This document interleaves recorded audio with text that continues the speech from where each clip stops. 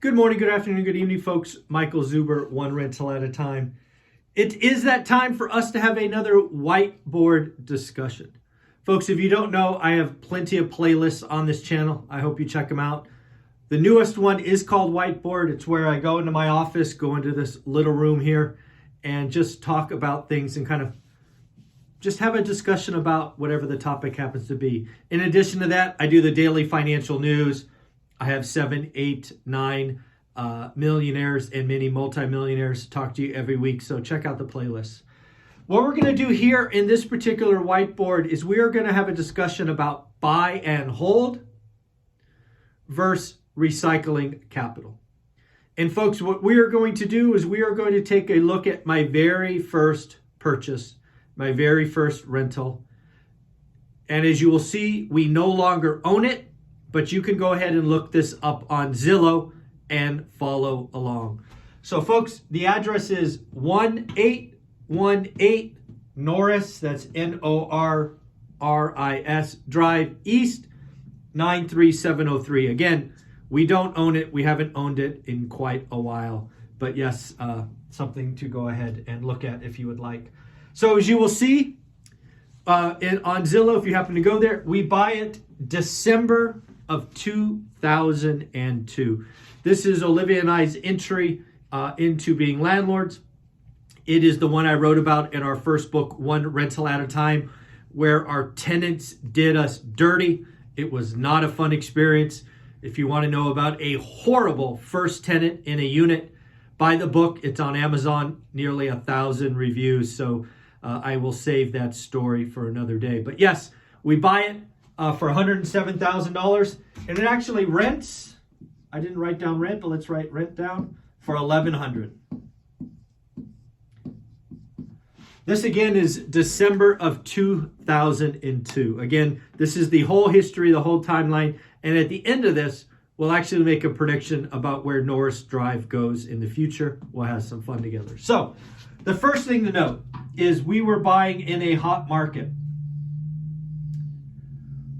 We did what was called a cash out refi. Again, I write about it in our book. It ends up badly because I'm an idiot. I take out too much cash, right? I think this was valued. I have the numbers over here. Let me look at them. Yeah, it was valued at about $180K. In January of 2004. So in, 14 months, Norris Drive went from 107 to 180 grand. A pretty good run. Still rents for $1,100.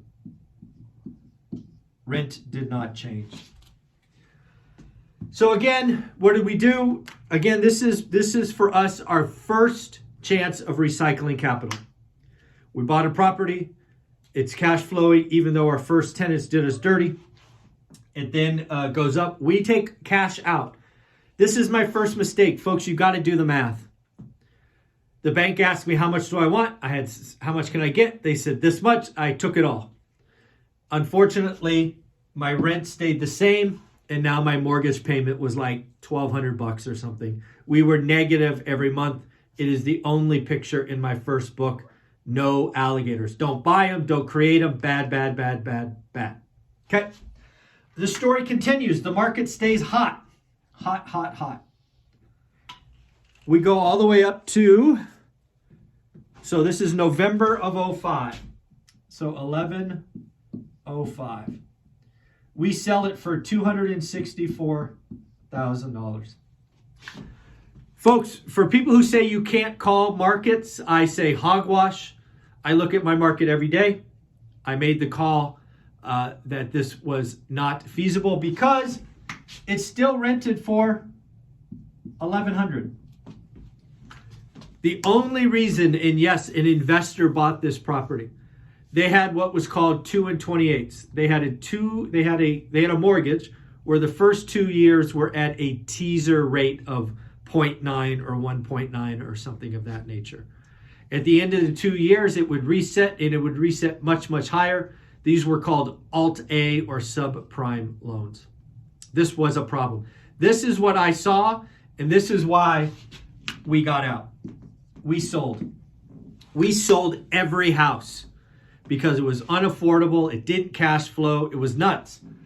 It didn't cash flow here, and it certainly wasn't going to cash flow there. So again, hogwash to the people that says you can't call the market. We have done it. We have done it actually a couple of times. But the story is not over. Norris Drive actually goes higher, right? It peaked at 300 grand in like probably 2006. So the person that bought it from me made another 15%. And then all hell broke loose. Because what was happening across my market in many markets is those teaser loans were blowing up. There was a myth. People believed in 2005 when this house was sold, don't worry, we'll refi or sell. Real estate only goes up. Not true. So this person is in trouble. Come 2007, right? Come November 2007, when their mortgage payment changes, they're in trouble. So here's the deal. This property goes all the way down. It goes below what we paid. It goes down to 75 grand in 9.9.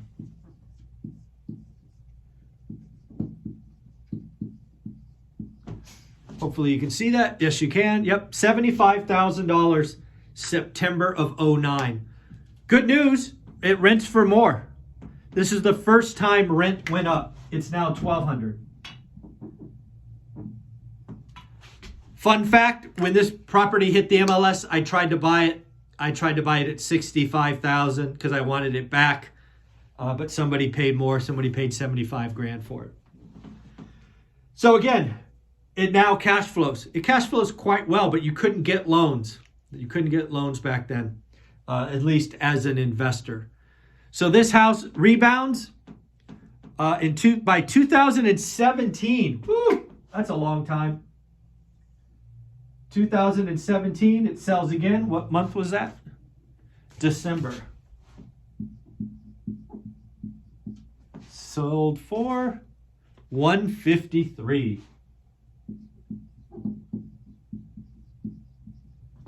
So again, we sold here in 05.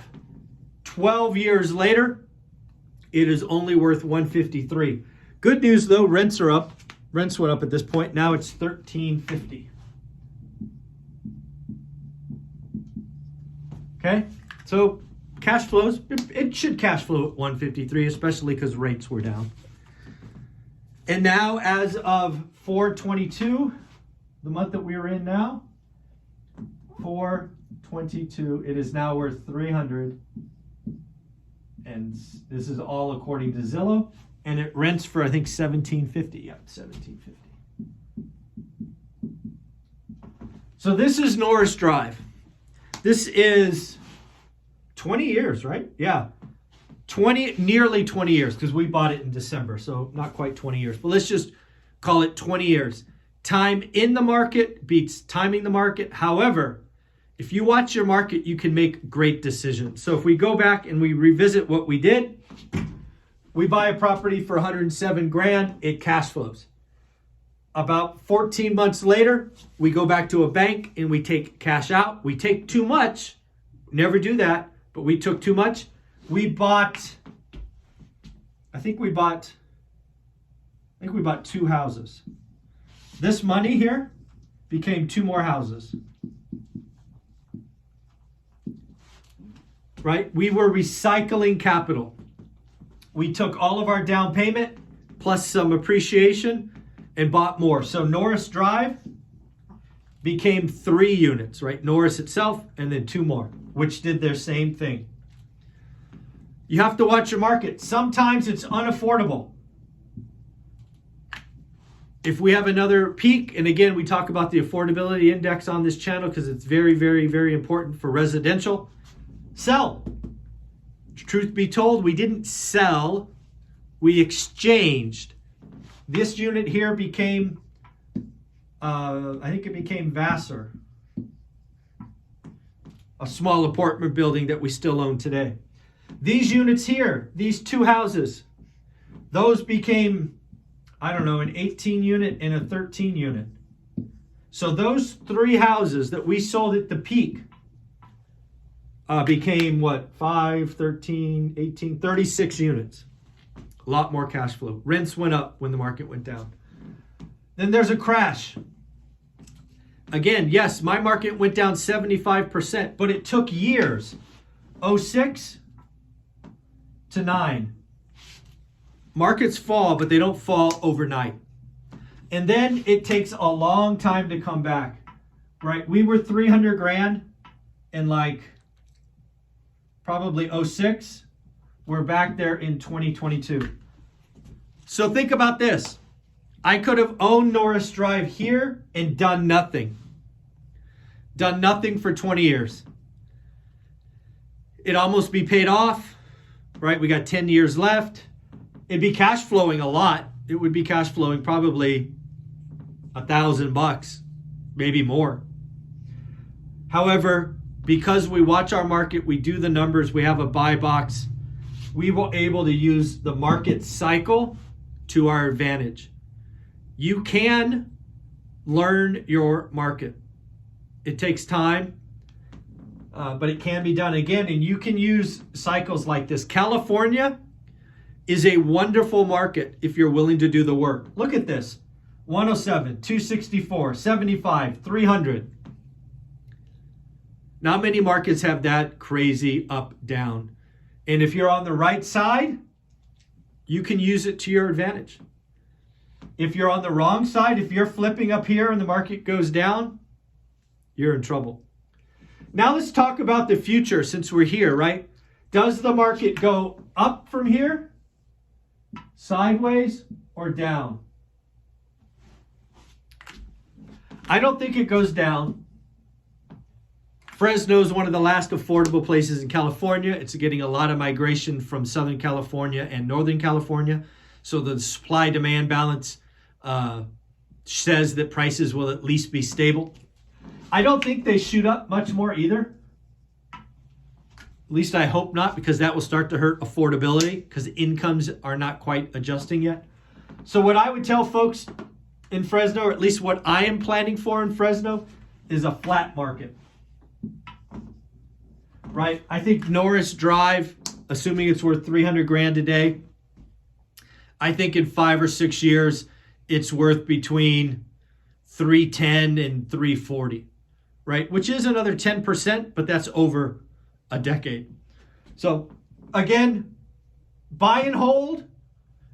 It's what I want to do every time I buy a property. However, I'm always looking for a chance to recycle capital. If we did not recycle capital on Norris Drive, I would still be working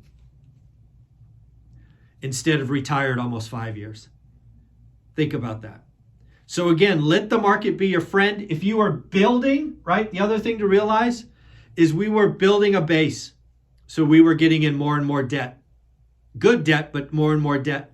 Now that we're done, we're out, we're not as interested in piling on debt on debt. So again, where are you in your history? What is going on?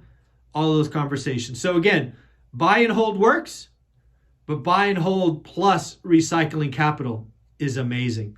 Again, if you want to look it up, it's in Zillow. Go for it. Have some fun. Again, remember, we no longer own it. So if you're going to go by and take a picture, be nice. It's not ours. But yeah, have some fun. Bye-bye.